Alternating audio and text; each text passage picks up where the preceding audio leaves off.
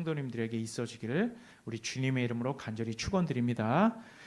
네, 오늘 설교 제목은 참된 쉼 그리고 거짓된 쉼이란 제목으로 말씀 나누도록 하겠습니다. 자, 우리는 지금까지 마태복음을 단락별로 강해해서 살펴보고 있습니다. 마태복음이라고 하는 이 책을 하나의 큰 숲으로 볼 때 지금까지 우리가 이제 진행된 걸 보면 1장에서 2장은 예수님의 족보와 탄생에 대한 이야기였고요. 그리고 3장에서 7장은 예수님의 사역과 그러니까 예수님 사역의 시작과 하나님 나라 백성들에 대한 이야기였습니다. 특별히 5장에서 7장은 산상수훈에 대한 이야기였죠. 그리고 8장에서 10장까지는 우리가 지난주까지 살펴봤던 바와 같이 병자들과 귀신들을 내쫓으시면서 제자들을 부르시는 제자도와 사명에 대한 내용이었고요.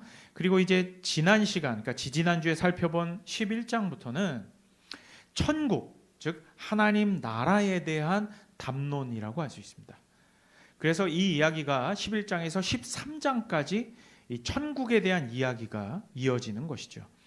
이제 오늘 말씀 제목은 참된 쉼과 거짓된 쉼에 대한 담론이지만 그 근저에는 천국, 즉 하나님 나라의 커다란 기조가 깔려 있다는 점을 유의하시고 들어주시면 감사하겠습니다. 자, 이제 지난 시간 말씀을 우리가 복기해 보면 지난주에 살펴봤던 말씀을 복기해 보면 우리는 천국이 이미 우리에게 침노하여 왔고 이제 이 침노해 온 천국을 우리가 침노해야 함을 살펴보았습니다. 그래서 예수님께서 천국은 세례 요한의 때부터 침노를 당한다라고 말씀하셨죠. 그리고 이제 천국이 침노하여 오면서 그러니까 세례 요한이 말했듯이 천국이 침노하여 오면서 우리에게 요구한 것이 있었습니다. 그것이 무엇이었는지 혹시 기억하시나요? 세례 요한이 광야에서 가장 먼저 외쳤던 말이 뭡니까? 회개하라죠. 그렇죠? 자, 여러분, 천국은요. 이렇게 회개한 자들만이 침노할 수 있는 거예요. 천국이 침노해 올 때 세례 요한이 회개하라라고 했죠. 그러면 이제 천국을 침노하는 자들은 회개하는 자들만 침노할 수 있는 것이다라는 것입니다. 여러분, 회개가 뭡니까? 회개의 참 의미에 대해서 여러분 잘 알고 계십니까? 회개. 너무 많이 회개에 대해서 들어서 더 이상 생각을 안 하시는 개념인가요? 신앙생활 오래 하신 분들은 아마 이 말을 많이 들으셨을 것입니다. 회개는 돌아선다라는 말이라는 것을요. 그죠? 여러분, 회개는 히브리어로는 슈브라고 하고 헬라어로는 메타노이아 혹은 메타노에오라고 합니다. 이 두 원어를 분석함에 있어서는 의미의 차이가 다소 있지만 한 가지 일치하는 의미가 있습니다. 그것은 바로 몸과 마음과 생각의 돌아섬을 의미한다는 것입니다. 회개는 뭐라고요?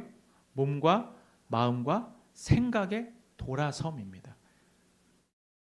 이 돌아섬이 없으면 천국은 우리와 아무런 상관이 없는 것이죠.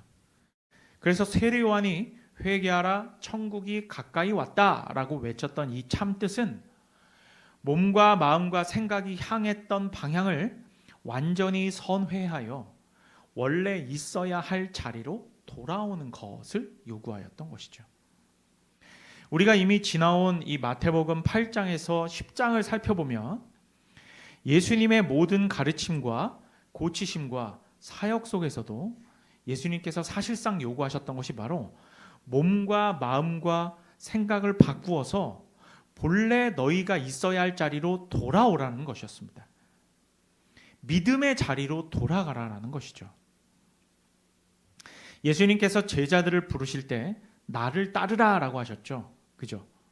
자, 그렇다면 제자들은 사실 그들이 살던 방향이 원래는 따로 있었어요. 제자들 각자 그죠? 누군가는 세리였고 누군가는 어부이기도 했고요. 누군가는 열성분자이기도 했습니다. 그런데 이들은 몸과 마음과 생각을 어떻게 한 거예요? 바꾼 거예요. 돌아선 겁니다. 그리고 그것을 실제 행동으로 옮긴 것이죠. 그걸 회개라고 하는 것입니다. 그걸 회개라고 하는 거예요. 자, 이제 오늘 본문을 보면 예수님께서 먼저 가장 많은 권능을 행했던 두 마을들이 회개하지 않았음을 책망하시는 장면으로 시작합니다. 그죠? 그 두 마을이 어디였습니까? 첫 번째 고라신이라는 마을이었고요. 두 번째는 베세다였습니다. 이 두 마을 다 갈릴리 호수 북쪽에 위치한 마을이었어요. 고라신은 사실 이제 마태복음하고 아마도 누가복음인가? 딱 한 번 등장해요. 그래서 여러분이 잘 알지 못하는 지역이긴 하지만 이 고라신이라는 것도 갈릴리의 지역이었습니다. 마을이었어요. 예수님께서 사실 가장 심혈을 기울여 사역하셨던 곳들이 바로 갈릴리 동네들이란 말이죠. 그런데 이 지역 사람들이 전혀 회개하지 않고 있다라는 것입니다. 예수님의 기적을 직접 두 눈으로 보았고 병자들이 고침을 받고 일어난 것을 두 눈으로 보았어요. 그죠? 그리고 예수님께서 이들에게 가르치실 때 정말 주옥과 같은 말씀으로 가르치셨음에도 불구하고 이들은 몸과 마음과 생각의 돌아섬을 전혀 하지 않은 것입니다. 즉 회개하지 않은 거예요. 삶이 변하지 않았고 삶의 방향성도 변하지 않았습니다. 그 전과 같이, 그러니까 예수님께서 그들에게 다가가시기 전과 같이 그들은 그저 자신을 위한 삶을 그저 살아갈 뿐입니다. 그들이 보았던 예수님의 기적과 예수님의 가르치심 그리고 예수님의 인격과 사역은 그저 해프닝에 불과했던 것입니다. 약장수가 한번 왔다 간 거예요. 그들은 정말 그렇게 생각한 겁니다. 약장수가 한번 왔다 간 거예요. 그들이 살아가는 삶과 예수님의 사역은 별개로 생각한 겁니다. 천국이 침노했고 또한 세례 요한의 때부터 천국이 침노를 당했음에도 이들은 천국에는 관심이 없습니다. 이렇게 예수님께서 사역하신 두 동네가 오늘 본문을 보면 지금 어디와 비교를 당하고 있죠? 본문을 보면 한번 보세요. 두로와 시돈입니다. 여러분 이 두로와 시돈은 고라신과 베세다에서 그리 멀리 떨어지지 않은 지역입니다. 이 두 지역 다 지중해를 끼고 있거든요. 그리고 해양 도시들입니다. 그러니까 갈릴리에서 북서쪽으로 조금 더 올라가는 거죠. 북서쪽으로 쭉 가다 보면 지중해와 만나고 있는 이 도시들이 두로와 시돈이란 말이죠. 두로와 시돈은 성경에서 꽤 많이 등장합니다. 특별히 이 두로와 시돈은 그렇게 좋은 평가를 받는 장소는 아니에요. 성경에 나오는 여러분 가장 악녀로 꼽히는 사람 혹시 기억나는 이름 있습니까? 희대의 악녀. 이세벨입니다. 이세벨이 시돈 출신이에요. 그래서 뭔가 쎄하죠. 이세벨이 시돈 출신이라고 하니까 말 그대로 이 두로와 시돈은 교만과 사치 그리고 우상 숭배의 상징으로 언급되는 도시들입니다. 에스겔서 28장을 보면요. 이 두로의 왕이 스스로를 신이라고 자청하는 장면까지 나옵니다. 그러다가 하나님의 심판을 받게 되죠.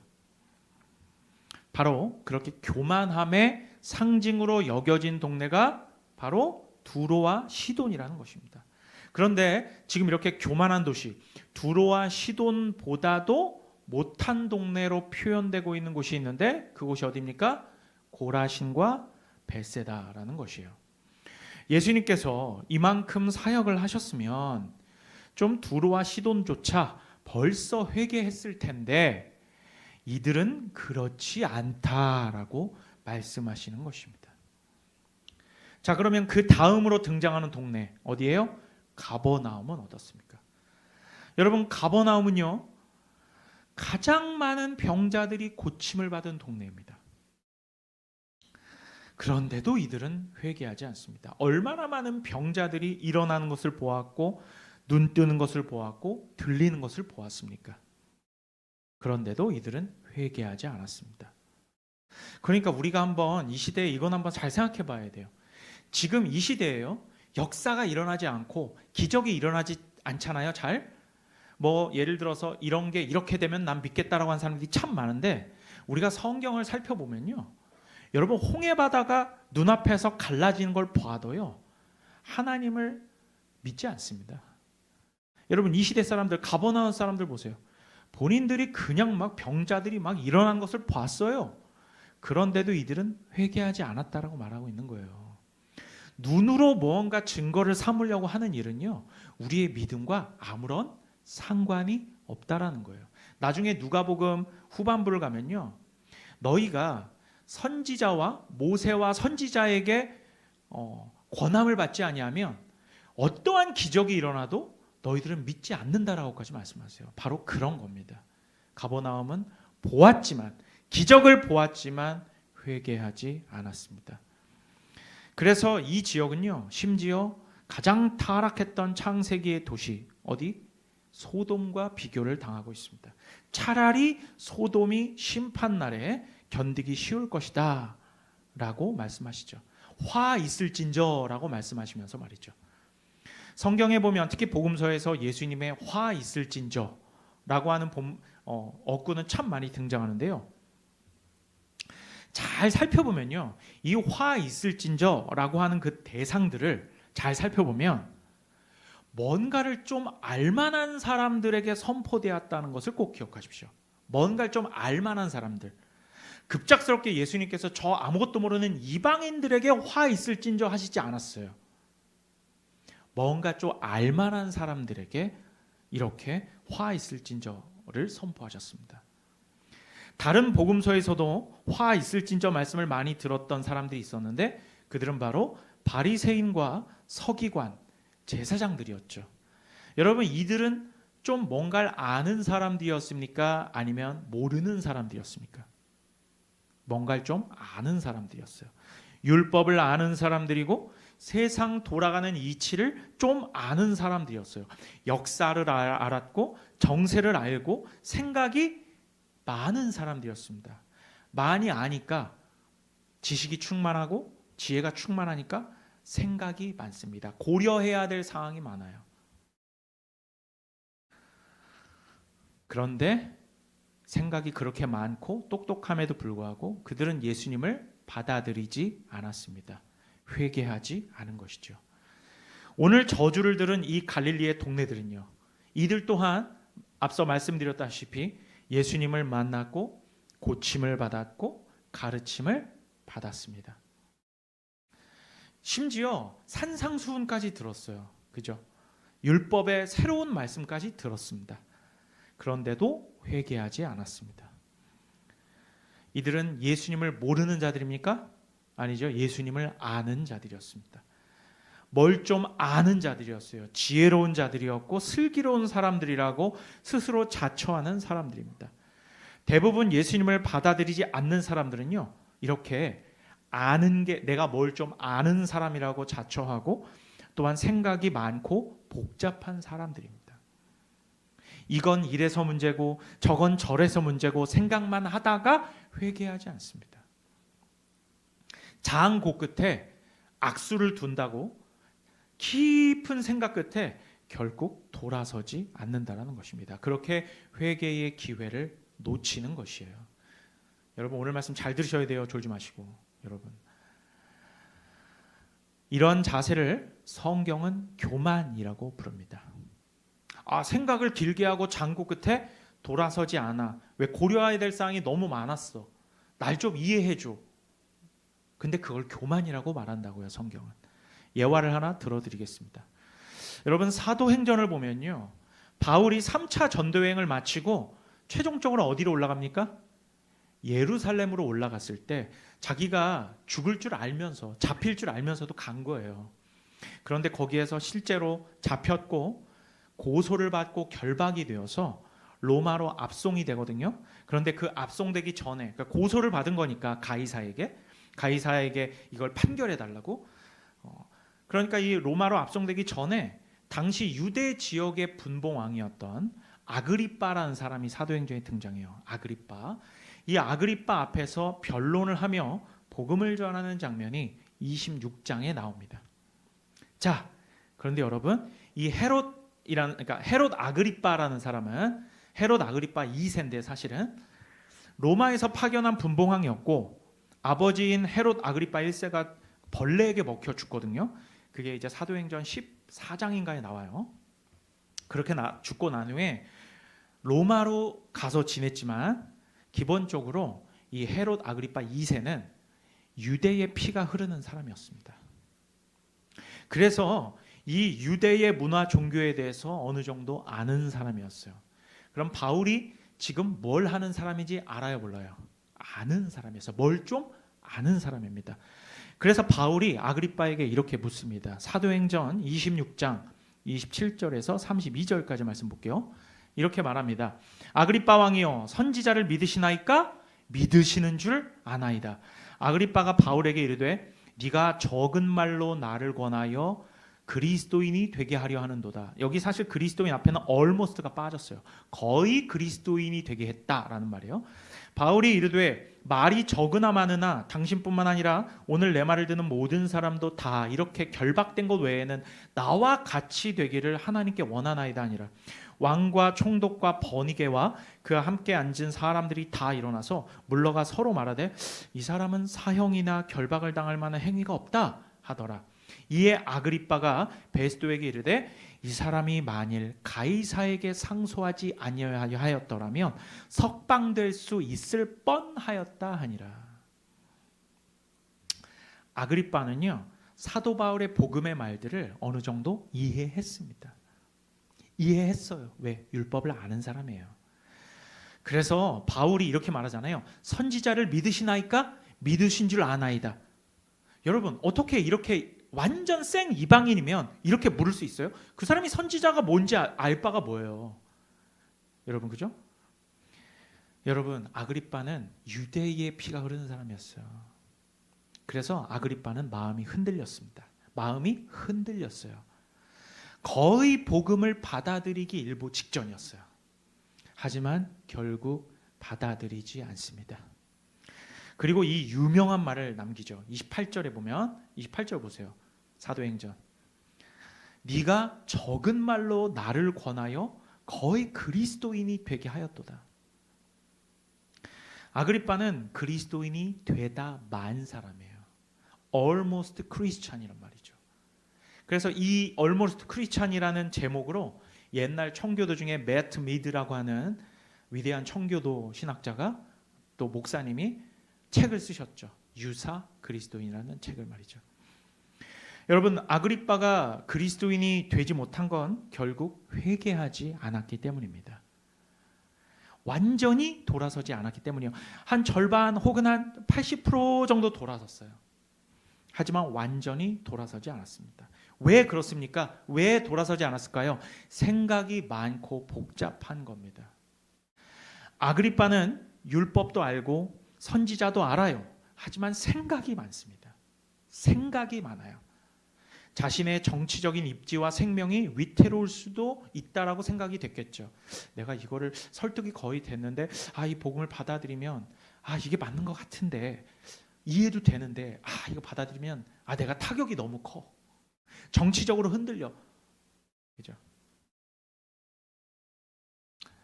아그리빠는 똑똑한 사람이었습니다. 생각이 많으니까요. 그런데요, 성경은 이것을 뭐라고 부른다고요? 뭐라고 부른다고요? 교만이라고 부른다고요. 복음 앞에 엎드러지지 않은 모든 사람들은 결국 자신의 교만 때문에 결국 받아들이지 않는 것입니다. 32절에서 아그리빠가 이렇게 말하죠. 이 사람이 만일 가이사에게 상소하지 않았다면 석방될 수 있었을 것이라고 말이죠. 왜 그렇습니까? 그러니까 이 사람이 이렇게 말한 이유가 뭐예요? 가이사에게까지 지금 올라갔기 때문에 이 사람이 석방이 못 된다는 얘기거든요.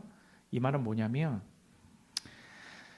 고소가 로마 황제까지 가지 않았다면 내선에서 석방해 줄 수도 있었다 이 얘기를 하는 거예요. 내선에서 해결해 줄 수 있었을 텐데 나보다 더 높은 로마 황제까지 올라가서 내가 이 사람 석방해 줄 수가 없어. 이 얘기를 하는 겁니다. 피해를 자기가 알고 있는 거예요. 내가 이 사람 석방해 주면 그거 내가 할 수 없는 거야. 피해가 오니까요. 그러니까 그 정도로 분명히 바울에 대해서 호의를 가지고 있었어요. 아그리빠는 호의가 있었단 말이에요. 자신도 유대인으로서 율법도 알고 복음도 들었습니다. 이 가르침에 호의를 가지고 있어요. 꼭 기억하세요. 가르침에 호의를 가지고 있어요. 하지만 그건 아무 의미가 없습니다. 아무 의미가 없어요. 호의를 가진다는 건. 왜요? 완전히 돌아서지 않았기 때문입니다. 결국 교만한 자들은 최종적으로 완전히 회개하지는 않습니다. 바리새인들도 서기관들도 오늘 읽었던 고라신, 벳세다, 가버나움도 아그리빠도 마찬가지입니다. 이들은 교만한 거예요. 좀 어느 정도 호의를 가졌으니까 그래도 이 사람 좀 봐주지 않을까? 그런 거 없어요. 그건 교만한 겁니다, 여러분. 여러분, 교만은 다른 게 아닙니다. 주의 말씀을 듣고도 이렇게 오늘 등장했던 이 마을들처럼 주의 말씀을 듣고 기적을 보았음에도 회개하지 않는 모든 자들을 교만한 자들이라고 성경은 말하는 것입니다.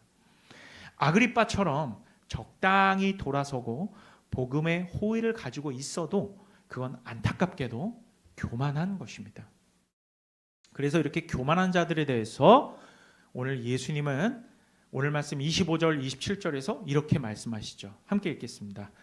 25절입니다. 함께 읽어요. 시작. 그때에 예수께서 대답하여 이르시되 천지의 주제이신 아버지여, 이것을 지혜롭고 슬기 있는 자들에게는 숨기시고 어린 아이들에게는 나타내심을 감사하나이다.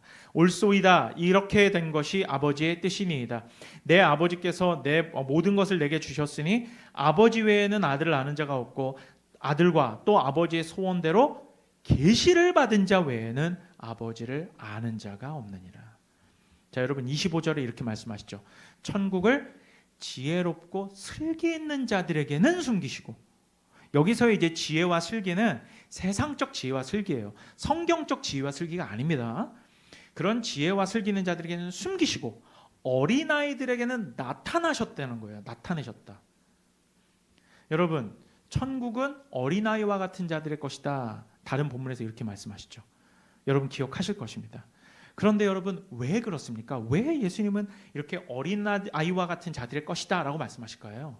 오늘 본문에 반대되는 사람, 지혜롭고 슬기로운 사람, 그러니까 한마디로 세상적으로 똑똑하고 계산이 빠르고 또 생각이 많은 사람들이죠. 이런 사람들에게는 천국이 주어지지 않는다라는 거예요. 어린아이와 같은 자들의 것이다. 그럼 어린아이가 왜 어린아이들의 것입니까? 순수하니까요? 뭐 따지고 보면 맞습니다. 더 정확하게는요, 어린아이들은 생각이 복잡하고 많지 않습니다. 생각을 막 고심하지 않아요. 어린아이가 고심하는 거, 고민하고 염려하는 거 보셨습니까? 아니죠. 단순하게 생각합니다. 복잡한 계산을 하지 않아요. 어린아이에게는 지식도 많지 않고요, 복잡한 셈법 같은 건 모릅니다. 그저 부모가 말하는 대로 행동합니다. 이게 어린아이예요. 가라고 하면 가고 일로 오라고 하면 옵니다. 왜 그렇습니까? 부모가 자신의 보호자다라는 것을 철저하게 믿기 때문이에요. 아니, 엄마 아빠 말을 왜 듣냐고. 내 보호자라는, 그죠? 나를 키우고 길러주시는 분이라는 신뢰가 있기 때문이 아닐까요? 뭔가를 시켜도, 부모가 뭔가를 시켜도 이유가 정확히 뭔지는 몰라도 엄마 아빠가 하라는 대로 하는 것은 부모를 단순하게 믿고 의지하기 때문입니다. 우리 그리스도인들도 마찬가지죠. 하나님께서 믿으라고 하셨으니 믿는 겁니다. 예수를 믿으라고 하셨으니 우린 믿는 거예요. 예수님께서 너 죄 지은 이후에 용서하실 때 다시는 죄를 짓지 말라 라고 하셨으니 죄를 범하지 않으려고 최선을 다하는 겁니다. 시키신 대로 순종하는 거예요. 기도하라 라고 하셨으니 기도하고요, 말씀을 읽으라 라고 하셨으니 말씀을 읽는 겁니다. 복잡하게 다른 많은 생각을 하지 않는다라는 거예요. 그런데요, 바리새인들은요, 서기관 제사장들은, 그리고 오늘 본문에 고라신 사람들, 벳세다 사람들, 가버나움 사람들, 그리고 제가 예화로 언급한 아그리빠 같은 사람은요, 뭘 좀 아는 사람들이에요. 생각이 많고 똑똑한 사람들입니다. 생각이 단순하지 않고 복잡해요. 생각이 복잡하다라는 얘기예요. 이것저것 많이 따진다라는 거죠. 이들은 마음속에서 이렇게 말합니다. 그래, 알아요. 회개해야 될 건 나도 아는데, 알고 있는데 이러저러한 일들이 좀 복잡하게 꼬여 있어서 지금은 못 돌아설 것 같아요. 이런 거예요. 이런 자세와 태도. 대략 정도 한 40일 정도는 좀 기다려야 될 것 같아요. 그 후에야 돌아설 수 있어요. 왜냐하면 지금 하면 제가 피해가 너무 많아요. 지금은 좀 할 수가 없을 것 같아요. 라고 말하는 사람들입니다. 기도해야 될 건 제가 알고 있어요. 그런데 일단 제가 지금 허리가 아프거든요. 일단은 허리가 아픈 거 먼저 좀 치료하고 해야 될 것 같아요. 왜냐하면 허리 아프면 앉지를 못하고 또 때로는 무릎도 꿇지 못하니까 여러 가지로 기도하기 어려우니까 그래도 제가 서서 기도할 수는 없잖아요. 왜 서서 기도하면 안 됩니까? 그렇지 않아요? 그러니까 여러 가지 핑계를 대는 거죠. 허리 다 낫고 그 다음에 바른 자세로 기도를 하는 것이 그게 하나님 기뻐하실 것 같아요. 복잡하고 합리적이 아니에요. 합리적이잖아요. 계속 핑계를 만들어냅니다. 헌금 생활, 11조 생활 해야 되는 것 저도 알아요. 그런데 이번 달은 좀 힘들어요. 왜냐하면 이번 달에 제가 여행을 갔다 오느냐고 이번 달에 좀 돈을 좀 많이 써서 지금 공과금 낼 것도 좀 모자라요. 좀 쪼들려요 이번 달에. 그래서 헌금은 다음 달에 할게요. 라는 마음을 품는 사람들이죠. 이번 달에 피부 시술 받느냐고 제가 피부과에 돈을 좀 목돈을 써서 이번 달은 좀 많이 쪼들립니다. 어려울 것 같아요. 이번 달은 어려우니까 다음 달부터 확실히 하겠습니다. 하나님도 저의 이런 사정을 이해하시겠죠? 하나님께서도 이런 저의 연약함을 이해하시겠죠? 라고 말하는 사람들입니다. 네, 물론 하나님은 이해하십니다. 다 이해하세요. 하지만 여러분 기억하십시오. 하나님께서는 이렇게 몸과 마음과 생각을 완전히 하나님께 돌이켜 그분만 바라보며 살지 않고 또 하나님을 우선순위에 두지 않으며, 이게 진짜 중요한데, 하나님을 우선순위에 두지 않으며 또 복잡하게 생각하는 사람들에게 천국을 숨기신다는 겁니다. 생각이 많고 복잡하고 이것저것 따지는 사람들에게 천국을 숨기신다고요. 그리고 자기 스스로 생각해 봐야 합니다. 분명히 생각해 봐야 돼요. 내가 하나님 뜻에 불순종한 것이 정말 사정이 있어서인지 아니면 연약함이라는 말로 핑계를 대는 것인지 말입니다. 아니면 교만한 것인지 말합니다. 생각이 복잡하여 불순종하는 것은 교만이라고 말씀드렸죠. 여러분 어쩌면 내가 하나님 앞에 기도하면서 혹은 사람들 앞에 쓰는 연약함이라는 단어는 대부분 우리가 무릎 꿇고 죄에게 패했을 때 하나님께 써먹는 핑계의 다른 말일 수 있습니다. 아벨을 죽인 가인을 보십시오. 엄청난 핑계를 대고 자기에게 떨어진 그런 하나님의 처분에 대해서 너무 무거워요. 내가 동생 좀 죽여놓기로서니 이 죄짐은 이 처벌은 나한테 너무 무겁습니다. 오히려 하나님께 따지고 묻죠. 여행 비용 때문에 쪼들려 하나님께 헌물을 드리지 못하는 사람을 하나님께서 어떻게 생각하실까요? 여러분, 연약함은 핑계고 사실 그건 교만함이었던 거죠. 그러므로 우리 성도님들은 어린아이처럼 말씀을 받으시고 어린아이처럼 그리고 이것저것 따지지 말고 하나님 말씀이 내게 주어졌다라고 해서 그걸 어떻게 현실 속에서 그대로 반영해요. 생각할 게 너무 많잖아요. 이것도 따지고 저것도 따져봐야죠. 주변 사람들도 고려해야죠. 그게 똑똑한 사람. 그게 아그리빠 아니에요? 그게 여러분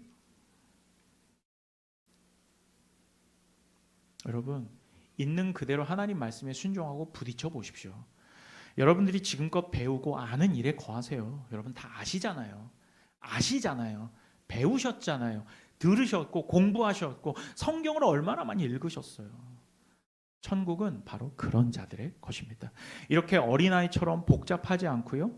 하나님의 말씀에 순종하며 사는 사람들은요. 천국을 소유한 사람들이잖아요. 그래서 정말 최종적인 복은 정말 보장된 사람들이지만 우리가 우리 인생 속에서 살아가는 이 인생은 때로는 매우 피곤해짐을 경험하게 됩니다. 인생이 피곤해짐을 경험하게 돼요.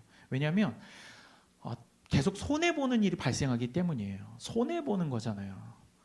여러분 세상 사람들은요. 제가 오래전에 제 친구를 교회 함께 다닐 때 친구를 만났는데 그 친구는 저한테 그러더라고요.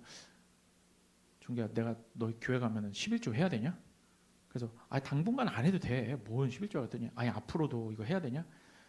근데 왜? 그랬더니 옛날에는 우리 엄마도 하고 다 하는데 지금 삶 속에서 나는 그거 못할 것 같아. 내가 너무 손해 보는 것 같아. 이런 얘기를 하더라고요. 자기가 한 800만 원을 버는데 거기서 80만 원? 야, 쉽지 않다. 쉽지 않죠. 그게 뭐 쉬운 일이겠습니까? 그런데 또 누군가에게는 쉬워요. 왜 쉬운지 아십니까? 하나님이 우선순위니까요. 아니, 하나님이 우선순위라서 하나님께 먼저 드리는데 뭐가 어려워요? 내가 여행 안 가면 되고, 내가 맛있는 거 덜 먹으면 되고, 미국산 소고기 먹으면 되잖아요. 한우 안 먹고. 왜 그걸 못합니까? 여러분, 있는 그대로 좀 말해보자고요. 이정기 목사 맨날 저런 식으로 찌르는 말만 한다고 하는데 지금 여러분 주위에 그리스도인들 보십시오. 얼마나 깍쟁이 같은지. 이것저것 다 따져가면서 여러분, 우리가 왜 그렇게 신앙생활을 해야 됩니까? 성경은 그렇게 말하고 있지 않은데 왜 그런 사람들을 계속 위로한답시고 맞다고 얘기를 해줘야 되냐고요. 성경은 이렇게 찌르고 있는데 말이죠. 있는 그대로 저는 설교할 뿐이에요, 여러분. 여러분, 진짜 그리스도인은요, 살아가면서 손해만 계속 발생해요. 손해가 생긴다고요. 손해 안 보려고 사는 사람 그리스도인 아니에요. 제가 분명히 확실하게 말씀드릴게요. 손해 안 보면 그리스도인이 아니라고요. 여러분, 주님께 완전히 돌아섰고 철저하게 말씀대로 나의 생각을 죽이며 하나님께서 기뻐하시는 일에 거하는 삶을 선택했는데 이후로는 기쁘고 충만한 일만, 편안한 일만 넘칠 줄 알았는데 그렇지 않고 오히려 세상과 계속 충돌하는 일만 발생하더라는 겁니다. 그래서요, 어린아이와 같이 생각이 복잡하지 않은 신앙으로 이 세상을 사랑하는 것은 너무 복된 일입니다. 너무 복된 일이지만 또 한편으로는 매우 힘든 일이라는 것을 경험하게 됩니다. 자신의 주변에요, 이러한 순종의 삶을 이해하지 못하는 사람들이 너무 많기 때문이에요. 이해를 안 해줘요. 심지어 같이 교회를 다닌다는 사람들인데도 내가 그리스도의 제자답게 살려고 하면 그걸 이해를 못 해줘요. 일 있으면 교회도 빠질 수도 있지. 예배보다 일단은 이거는 1년에 중요한 거 아니야. 그런 식으로 말이죠.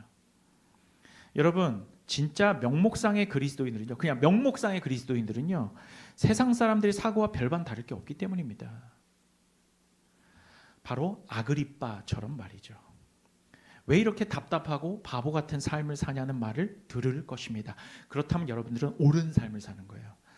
여러분, 사도 바울을 생각해 보세요. 자, 사도 바울, 우리는 너무나 사도 바울을 잘 알고 있고 사도 바울은 어떤 사람인지 알고 있죠. 그런데 그분이 어리석은 사람입니까?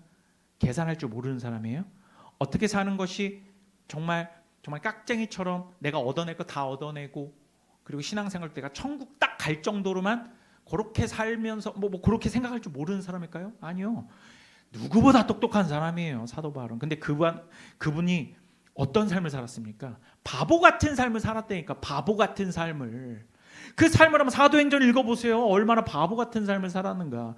복음밖에 모르는 바보로 살았고요. 온갖 누명과 린치와 손해와 고통을 다 짊어지고 살았잖아요. 바울의 삶이 평안한 삶이었던가요? 사역의 짐은 다 짊어지고 늘 피곤하고 괴롭고 지친 삶을 살았습니다. 물론 그의 마음은 그렇지가 않았죠. 언제나 기쁨과 평강이 넘쳐났습니다. 감옥에 gat혀서도 서신서를 썼고 그 빌립보서 보세요. 서신서 안에서 기쁨이 넘쳐납니다. 여러분, 항상 기도하라. 쉬지 말고 감사하라. 범사에 감사하라. 쉬지 말고 기도하라. 그렇게 말했던 게 사도 바울이잖아요. 외관상 보여지는 삶의 모습이 그렇게 세상적으로는 유쾌하지 않았다라는 것입니다. 사도 바울의 삶의 말이죠. 우리가 짊어져야 할 짐이 바로 이렇게 하나님께서 주시는 사명의 짐입니다. 그런데 이 짐을 우리에게 죽으라고 주는 것이 아니에요. 우리가 질 수도 없는 무거운 짐을 우리에게 부과하시는 것이 아니다라는 게 오늘 말씀에서 드러납니다. 자, 마태복음 11장 28절에서 30절 함께 읽겠습니다. 마태복음 11장 28절에서 30절입니다. 저와 여러분이 한 목소리를 함께 봉독합니다. 28절부터 시작. 수고하고 무거운 짐진 자들아 다 내게로 오라. 내가 너희를 쉬게 하리라. 나는 마음이 온유하고 겸손하니 나의 멍에를 메고 내게 배우라. 그리하면 너희 마음이 쉼을 얻으리니 이는 내 멍에는 쉽고 내 짐은 가벼움이라 하시니라. 아멘. 여러분, 이 짐이 여러분 오해하시면 안 돼요. 우리가 맨날 그 짐 내려놓는다라는 게 내가 세상에서 욕심 부리다가 실패해가지고 가진 있는 린치를 다 당하고 세상에서 실패하고 와가지고, 그죠? 그 짐을 내려놓는 거, 물론 그런 것도 있어요. 물론 그러한 짐도 있습니다. 회개한다면 말이죠. 회개한다면 말이에요. 하지만 그냥 내가 갖고 있는 마음의 짐, 편안하게 심리적인 치료함으로 내가 너희를 쉬게 하리라고 생각하시면 오산이에요. 그런 것과 아무런 관련이 없어요. 그러면은 나중에 예수님의 그 다다음 구절에 내 짐을 지라는 말씀을 하시면 안 돼요. 아니 왜 짐 지어가지고 짐 풀어주세요 하고 온 사람한테 이거 내려놓고 내 짐을 져라고 말씀하실 수가 있겠어요. 그게 아니란 말이죠. 이렇게 쉼을 보장하시는 것은 한편으로는 우리에게 큰 위로와 용기를 주시는 말씀이면서 또 한편으로는 뭔가를 일깨워 주시는 말입니다. 자, 먼저 28절과 29절을 잘 읽어보면 사실 이건 의미상 상반된 말씀하시는 거예요. 그죠? 28절에서는 내가 너희의 무거운 짐을 내려놓고 쉬게 하겠다라는 말씀하시죠. 자, 쉬게 하겠다는 말씀하세요. 짐 내려놓으라는 거죠. 근데 29절에서는요. 또 뭐라고 말씀하십니까? 나의 멍에와 짐을 지고 내게 배우라. 나에게 교육을 받으라. 이렇게 말씀하시죠. 아니, 쉬라는 겁니까? 짐을 지라는 겁니까? 어떻게 하라는 거예요? 여러분, 말씀에 모순이 느껴지죠. 하지만 이 말씀은 모순이 아니라 역설이라고 하는 것입니다. 이것을 파라독스라고 하죠. 여러분은 사실 이미 이해하고 있으실 것입니다. 무거운 짐을 내려놓고 쉬라고 말씀을 하시지만 사실 그 말씀은 다른 짐을 지라고 말씀하시는 거예요. 짐을 내려놓고 쉬라라고 말씀하시지만 사실상은 다른 짐을 지라. 그리고 예수님께서 짐을 지는 것이, 예수님의 짐을 지는 것이 사실상의 쉼이다라는 말씀하시는 거예요. 오늘 설교 제목처럼 참된 쉼과 거짓된 쉼을 구분하시는 것입니다. 진짜 쉼은 모든 멍에를 벗어버리는 것이 아니라 오히려 멍에를 매는 것이라고 말씀하시죠. 그런데 그 멍에는 다른 멍에가 아니라 바로 예수님이라고 하는 멍에예요. 예수님을 믿는 것이 멍이란 말이에요, 여러분. 예수님의 사역과 인격, 그것을 그러니까 내 안에 사느니 그리스도니, 내 안에 사는 것은 그리스도다라고 하는 게 이게 같은 말이란 말이에요. 내가 예수 그리스도를 짊어지는 거예요. 그분의 인격과 사역의 삶을 짊어지는 것입니다. 그렇죠? 하지만 예수님의 삶을 우리가 그대로 우리의 힘으로 살 수는 없어요. 우리의 힘으로는 불가능합니다. 이건 하나님이 하시는 일이에요. 그렇기 때문에 예수님께서 내 짐은 가벼움이라고 말씀하시는 겁니다. 하지만 사탄은요, 우리가 그 멍에를 질 수 없을 것처럼 속일 뿐입니다. 신앙생활을 하시던 분들이요, 때로는 이렇게 신앙생활 잘 하시다가 교회에서 좀 어려운 사역이나 좀 어떤 일들을 겪으시고 자기가 온전히 자유롭고 싶어서 다 훌훌 털고 떠나버리고 싶다는 사람들이 있습니다. 단지 쉬고 싶어서요. 하지만 그것은요, 그게 진짜 쉼이면 그렇게 쉬면 돼요. 근데 영혼의 쉼이 아니에요. 그건 진짜 영혼의 쉼은, 그러니까 그건 진짜 쉼이 아니라 예수님을 버리고 자기 사랑이라는 또 다른 속박으로 들어갈 수 있는 그러한 쉼입니다. 사실 그동안 예수님 안에 있었던 것이 쉼이었고 참된 안식이었는데 세상은 그것을 너희가 감당하지 못할 멍해라고 인식하게 만들어요. 교회 다니는 것 자체를 내게 멍해로 만들어버린다고요. 누가? 사탄이요. 그게 원래는 쉼인데요. 그리고 다 벗어버리고 떠나라고 유혹해요. 여러분들 마음 가운데 그런 마음 드신 적 굉장히 많을 겁니다. 그건 사탄의 속삭임입니다. 사실은 예수님을 벗어버리고 죄와 사망의 속박으로 다시 들어가는 것이에요. 어떤 사람들은 교회를 떠나 잠시 신앙생활을 쉬고 싶어요 라고 하는 사람들도 있습니다. 하지만 그건 그야말로 모순적인 이야기예요. 왜냐하면 예수님을 떠나서는 결코 참된 쉼이란 있을 수 없기 때문입니다. 그 멍에란 예수님 자신을 말하는 거예요. 그러니까 내가 이 사명의 짐을 벗어놓겠다라는 건 예수님을 벗어놓겠다라는 거예요. 예수님을 통하여 그 멍에라는 것은 예수님을 통하여 하나님과의 깊은 관계 가운데 나아가는 삶을 내려놓겠다는 겁니다. 원래는 그게 쉼인데, 그죠? 몇몇 교회를 다니다가 사람들에게 실망하고 특히 목사에게 실망하여 더 이상 교회에 가지 않고 혼자 신앙생활을 하시는 분들이 꽤 많이 있습니다. 우리는 그런 분들을 코로나 이후에 가나안 교회 성도라고 하죠. 예수님의 멍에를 벗어버리는 것입니다. 여러분, 사도신경을 보면 성도가 서로 교통하는 것은 우리의 신앙으로 고백하는 부분입니다. 그러니까 내가 그리스도인이고 예수님을 사랑하고 천국 백성이라면 반드시 조건 실건 성도들과의 교제를 해야 돼요. 공동체 생활을 해야 됩니다. 그게 우리의 신앙 고백이에요. 사도신경이 말하고 있는데 그것만 쏙 빼버리고 다른 건 다 받아들일래? 그건 아니에요. 율법을 하나라도 지키지 않으면 모든 율법을 범하듯이 우리의 참된 사도신경에서 하나라도 배제하면 그건 참된 신앙이 아니에요. 여러분 꼭 기억하십시오. 그것은 예수님이라는 가벼운 짐을 지는 것이지만 신앙생활은요. 하지만 사람들은 그 멍에를 벗어버리려고 합니다. 무겁다고 인식되기 때문이에요. 세상과 충돌하니까요. 참된 쉼은 여러분 아무것도 안 하고 그 누구와도 관계하지 않고 아무런 소속도 없이 혼자 동떨어져 있는 것을 쉼이라고 하지 않습니다.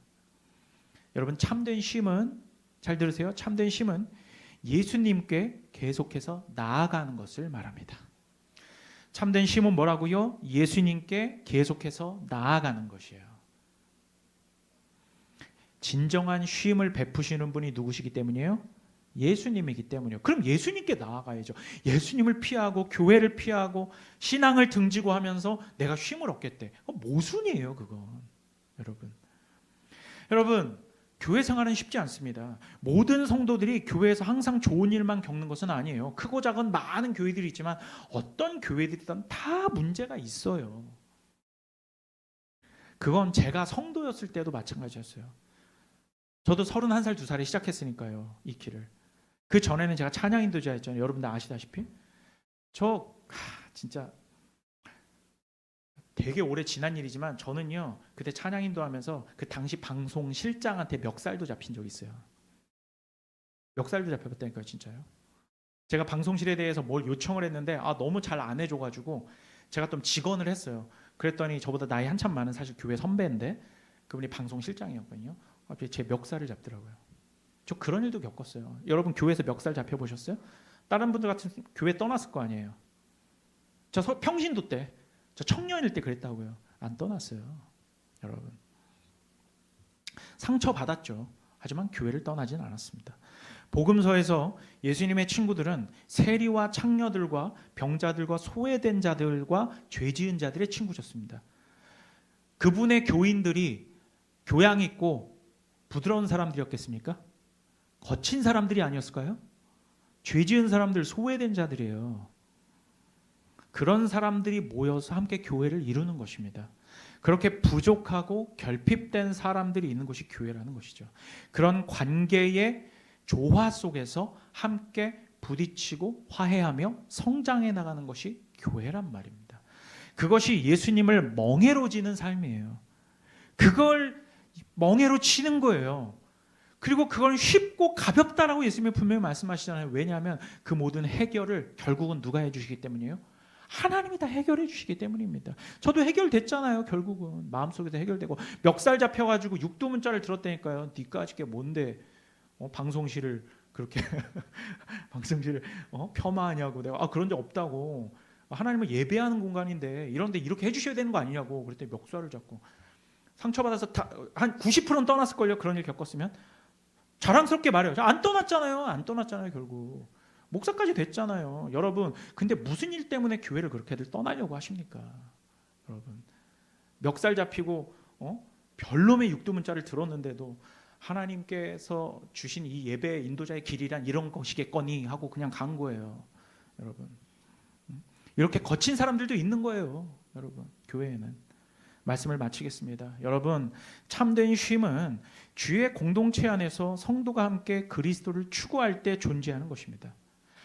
우리는 넘어지고 실족하지만 온유하고 겸손하신 예수님께서 붙들어 주시는 모습으로 쉼이 존재하는 거니까요. 쉼이란 그런 것이에요. 이사야 42장 3절을 보면요.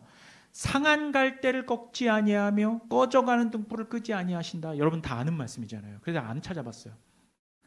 상한 갈대를 꺾지 아니하고 꺼져가는 등불을 끄지 아니한다 라고 말씀하십니다. 우리 주님은 연약한 자를요 막대하시지 않아요. 막대하시지 않는다고요. 걱정하지 마세요. 우리 주님은 상한 갈대를 꺾지 않으시고 꺼져가는 등불을 끄지 않으시는 분이에요. 다만 오늘 말씀은요, 거짓된 쉼을 진짜 쉼으로 오해하지 않도록 불식시키시는 것이죠.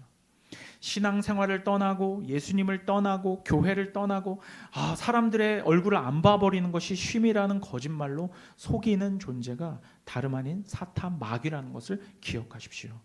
과거 그 어떤 신앙 선배들도요, 교회에서 상처받았다고 교회를 떠난 사람 없었습니다. 종교개혁 시대, 청교도 시대 보세요. 교회에서 상처받았다고 교회를 떠납니까?